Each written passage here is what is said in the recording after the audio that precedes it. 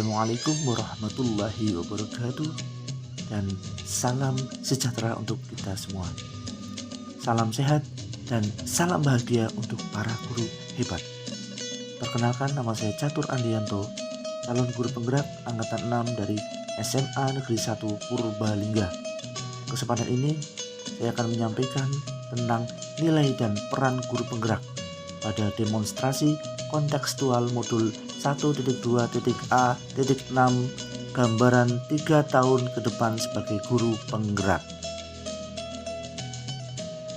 Nilai guru penggerak yang pertama adalah berpihak pada murid, yang kedua reflektif, yang ketiga mandiri, yang keempat kolaboratif, dan yang kelima inovatif.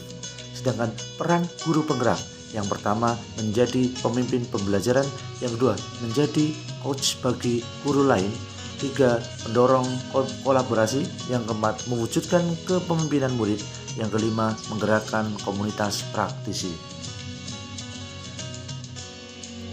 Nilai yang pertama adalah berpihak pada murid.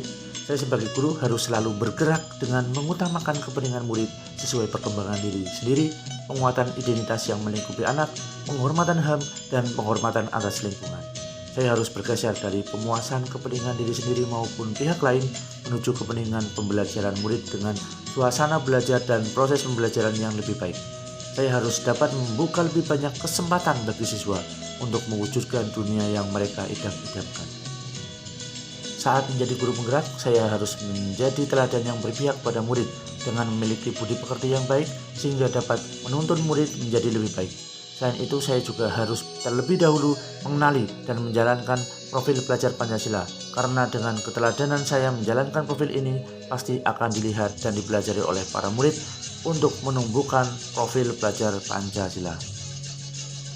Berikut ini contoh kegiatan berpihak pada murid. Yang pertama, menjadi pemimpin pembelajaran dan mewujudkan kepemimpinan murid sesuai bakat dan minat yang selaras dengan kodrat alam dan kodrat zaman. Dua, membantu siswa yang butuh perhatian lebih dalam menyesuaikan kemampuan daya pikir siswa agar semua siswa lulus kompetensi. Yang ketiga, bersama siswa menumbuhkan semangat pelajar Pancasila dengan membiarkan siswa berekspresi dalam membuat proyek sesuai tema P5.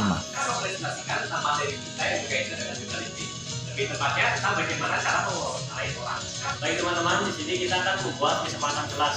Kesepakatan kelas, ada yang usul nggak?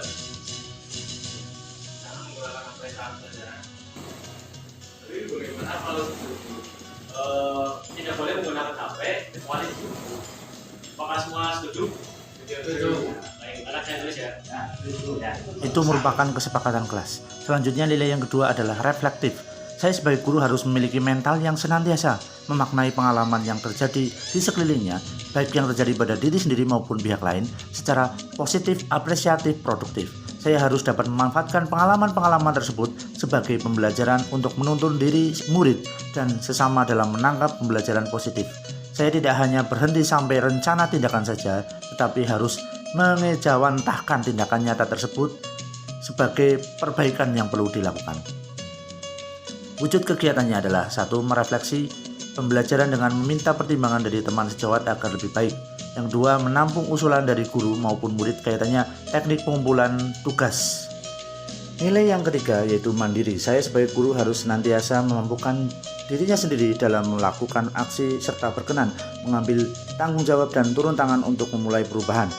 Sebagai guru mandiri, saya harus termotivasi untuk mengembangkan diri tanpa harus menunggu adanya pelatihan yang ditugaskan oleh sekolah, dinas, atau pihak lain. Saya harus secara sengaja merencanakan dan melakukan perbaikan diri sehingga makin menguasai dan makin ahli dalam apapun yang dianggap perlu untuk membawakan perubahan yang terjadi atau yang berpihak pada murid dan terpacu untuk memperhatikan kualitas kinerja dan hasil kerja. Wujud kegiatannya yaitu berlatih secara mandiri tanpa diperintah oleh sekolah dalam berbagai kegiatan pengembangan diri, misalnya saja membuat bahan ajar atau modul elektronik atau e-modul, materi debat berbasis software jikil yang dapat digunakan dalam proses pembelajaran.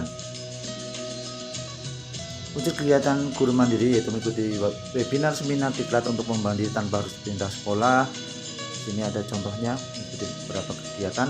Kemudian secara mandiri mengikuti lomba tanpa harus pindah sekolah, secara mandiri meningkatkan keprofesionalan dengan sudah melanjutkan kuliah S2 Nilai yang keempat adalah kolaboratif. Saya sebagai guru harus senantiasa membangun daya sanding dengan memperhatikan pentingnya kesaling ketergantungan yang positif terhadap seluruh pihak pemangku kepentingan yang berada di lingkungan sekolah maupun di luar sekolah dalam mencapai tujuan pembelajaran yang mendukung pencapaian profil pelajar Pancasila.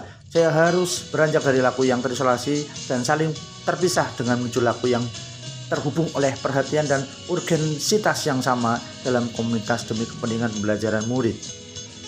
Wujud kegiatannya yaitu berkolaborasi dengan rekan guru dalam menentukan kegiatan proyek pelajar Pancasila, kemudian berkolaborasi dengan para ahli dalam membimbing lomba antar sekolah. Selanjutnya berkolaborasi dengan berbagai pihak terkait kaitannya perencanaan program kegiatan sekolah, berkolaborasi dengan pemangku kebijakan. Kemudian nilai yang kelima adalah inovatif. Saya sebagai guru harus senantiasa memunculkan gagasan segar dan tepat guna yang mengisyaratkan penguatan semangat gotong royong dan pemberdayaan kekuatan yang ada di sekolah untuk mewujudkan visi bersama. Saya pantang menyerah dan jeli melihat peluang atau potensi yang ada di sekitar untuk mendukung dan meningkatkan kualitas pembelajaran murid.